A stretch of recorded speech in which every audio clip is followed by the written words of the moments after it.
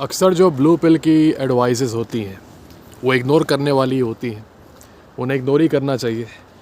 जैसे कि always be kind to everyone, always be supplicating to everyone. सब कोई तुमसे हमेशा खुश रहना चाहिए।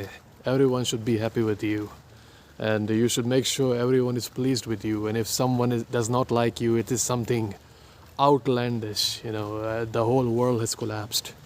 So if ये सारी एडवाइजेस तो काफ़ी ट्रैश होती है, पर एक एडवाइस जो कि काफ़ी सटीक है, जो कि सबको फॉलो करनी चाहिए, वो ये है। बड़े बुज़ुर्गों को अपने मम्मी पापा को बोलते हुए सुने होगे, संगत का असर, company, you are the average of the 5 people you spend the most time with. And truer words have never been spoken. This is absolutely true. Why is it true? Is because तुम चाहे कितना भी mentally strong हो जाओ, कितने भी ज़्यादा tough हो जाओ मेंटली, कितने भी ज़्यादा socially you try to make yourself socially competent.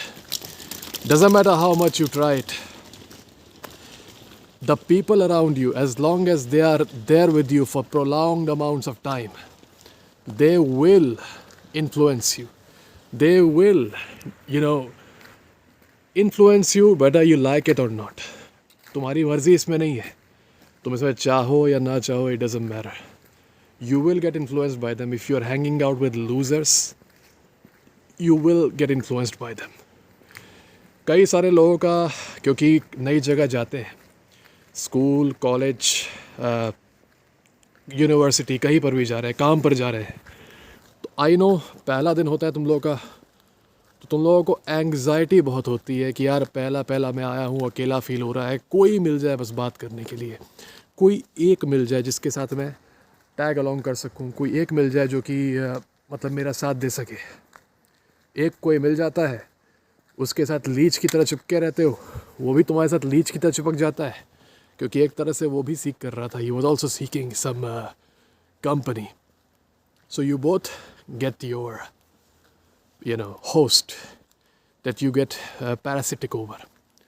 ये बहुत ही गलत अप्रोच है, पर हर एक कॉमन आदमी यही अप्रोच फॉलो करता है, ठीक है? हर एक ब्लू पिल आदमी कि get one friend, and that friend that you get so easily will magically become very loyal, will magically start supporting you in everything, will magically become your pillar of support and whatever. ये approach ही गलत है. Most of the times अपनी life में अगर तुम सबको allow करते रहोगे, you will have no integrity, no value.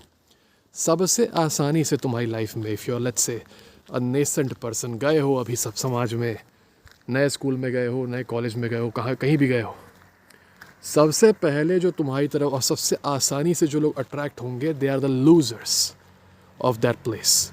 ठीक है? Just like the trash attracts flies very easily, है ना? मक्खियों को अट्रैक्ट करना बहुत आसान है, ठीक है?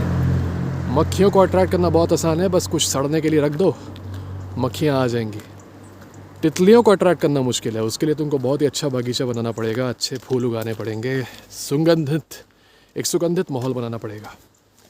That's when the butterflies will come. But the thing is, as long as you are accepting everyone, तुम्हारे लाइफ में कोई फ़िल्टर नहीं है, तो बस लो क्वालिटी लोग पहले घुसेंगे तुम्हारी लाइफ में, क्योंकि तुम सबको आने दे रहे हो.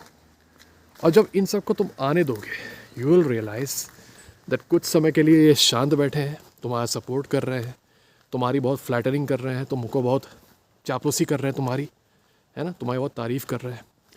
Eight one point you will realise that these people start climbing on your head, तुम्हारे सिर पे चढ़ना शुरू कर देंगे. इनकी वैल्यू थी तुमसे कम, हो सकता है तुम अपने आप पे वर्क कर रहे हो, तुमने अपनी कुछ वैल्यू बनाई है. ये जो है तुम्हारे साथ एसोसिएट करके तुम्हारी वैल्यू को सीखने में इस्तेमाल नहीं करेंगे. They will try to pull you down.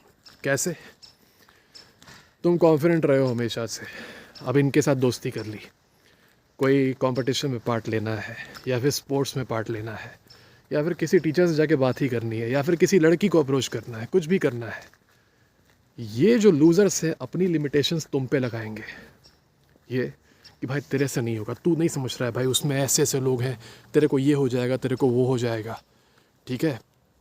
और क्योंकि तुम उनके साथ एकदम क्लोज़ हो, क्योंकि तुम बहुत उनके करीब हो, तुम उनके ओपिनियन को वैल्यू दोगे, क्योंकि ऑब्वियसली अब 2-3 साल तक उसके इतना क्लोज तुम दोस्त रहे हो, साथ में घर गए हो, साथ में कॉलेज गए हो, कभी कभी वो तुमको छोड़ा भी है बाइक से, तो तुम्हारा ये हो जाएगा कि तुम ये चीज़ भूल जाओगे कि he is actually a loser, और तुमको ये लगने लगेगा based on your experiences with him that his opinions are very very important. He's just like your mom and dad, okay? And that whatever he's saying is the truth, while in reality what he is saying is basically he is telling you his limits, not your limits, his limits. सबकी अपनी अपनी अलग अलग limit होती है. कोई लड़का 100 pushups कर सकता है एक बार में, कोई लड़के से 2 ही हो पाता है. अब 2 वाला 100 वाले को बताए कि भाई तेरे से 2 से ऊपर नहीं हो पाएगा, समझा? 2 से ऊपर किसी से नहीं हो पाता. अगर तू ट्राई करेगा तो इंजर हो जाएगा, ठीक है? जो लड़का कांपता है लड़कियों से बात करने में, ठीक है, वो दूसरे को यही बताएगा, do not approach your crush, do not approach the girl that you like, ठीक है? क्योंकि ये हो जाएगा, वो तुमको थप्पड़ मार देगी, वो तुमको घूसा मार देगी, वो तुम्हारा सिर फोड़ देगी, सिर्फ इसलिए क्योंकि तुमने उसको जाके हाय बोल दिया, ठीक है? क्योंकि ये उसकी अपनी लिमिटेशन है. Because he is a weirdo, he is awkward, he is creepy and girls find him creepy, so he thinks that girls find everyone creepy, okay? इसीलिए ये लोग जो हैं, जब भी जा रहे हो पब्लिक में, किसी भी ऐसे इन्वायरमेंट में जा रहे हो जहाँ दोस्त बनाने हैं, फ़िल्टर लगाओ अपने लाइफ पे, अपने सोशल लाइफ पे फ़िल्टर लगाओ. तुम्हारा दोस्त सबको बनना आसान नहीं होना चाहिए. एक क्राइटेरिया रखो कि इस टाइप का लड़का ही मेरा दोस्त बनेगा, इस वैल्यू, इस सोशल वैल्यू का लड़का ही मेरा दोस्त बनेगा. और जो लो वैल्यू लड़के तुम्हारी तरफ ग्रेविटेट हो रहे हैं मक्खियों की तरह होंगे, उनको मार के भगाओ मत, उनको भी रखो अपने आसपास, लेकिन एज साइड किक्स, ठीक है? This is red pill. Red pill is about strategy. It is not about morality. It is not about क्या अच्छा है, क्या बुरा है, क्या अच्छा फील हो रहा है, क्या नहीं. Red pill is about what is strategically sound. It is strategically sound to keep high value men in your inner circle and the low value ones who are gravitating towards you in the sidekick zone. Sidekick zone में वो रहेंगे ना, believe me, they'll be happy. They'll be completely fine. They'll be happy as long as they are sidekicks. As soon as you promote them to the position of actual friend, of an actual companion, trust me, तभी ये तुम्हारे सिर पे चढ़ना शुरू होते हैं. तुम रियलाइज़ करोगे, जब तक तुम इनको उस तरह की इज़्ज़त नहीं दे रहे हो, जब तक इनको तुम उस तरह की वैल्यू नहीं दे रहे हो, ये तुम्हारी बहुत रिस्पेक्ट करेंगे, बहुत तुम्हारे आसपास कूदेंगे, तुम्हारा बहुत सपोर्ट करेंगे. जहाँ तुमने इनको बराबर समझ लिया, बराबर का वैल्यू देना शुरू कर दिया, जहाँ इनका तुमने फेवर्स रिटर्न करने शुरू कर दिए, then they start acting like they are your dad, okay? और क्योंकि तुम लोगों का एक इन्वेस्टमेंट बन जाता है 2-3 साल की दोस्ती, ये दोस्ती वो दोस्ती, अरे हमको वो 4 बार छोड़ा था घर, हमको 5 बार घर छोड़ा था, अरे हमको टॉफ़ी ला के दिया था, तो तुम्हारा दिमाग कहता है कि अरे यार अब कट ऑफ कैसे करोगे इसको. He has done so much for you, right? I don't give a damn what has he done for you, and frankly you shouldn't either, okay? You shouldn't care about it. So because you need to implement a filter in your social life, this will ensure कि तुम्हारे आसपास तुम्हारे ही calibre के मर्द रहें जो कि तुमको फोर्स करेंगे ग्रो होने के लिए. तुम अपना फ्रेंड सर्कल जो तुम्हारा रहेगा वो जिस टाइप का रहेगा उसमें सब कोई नहीं घुस पाएगा, ठीक है? A king who lets everybody into his kingdom would soon have no kingdom to speak of. So you need to understand कि as long as you can make a group of high value men which is completely insulated from outside low value interference, as long as the high value men of your group, they help each other grow, they help each other, push past their limits, you are fine. Stay away from losers and their influences. मुझे नहीं फ़र्क पड़ता किसकी story कैसी है, किसके साथ life में क्या हुआ, किसकी क्या वजह थी. एंड रिज़ल्ट ये है कि भाई लूज़र हो तुम सोशली इनेप्ट हो या फिर किसी और मामले में इनेप्ट हो, तुम जितने साल के हो उतने ही साल का मैं भी हूँ, पर मैं कुछ और हूँ, तुम कुछ और हो, और एक और लड़का जो है वो कुछ और है ना।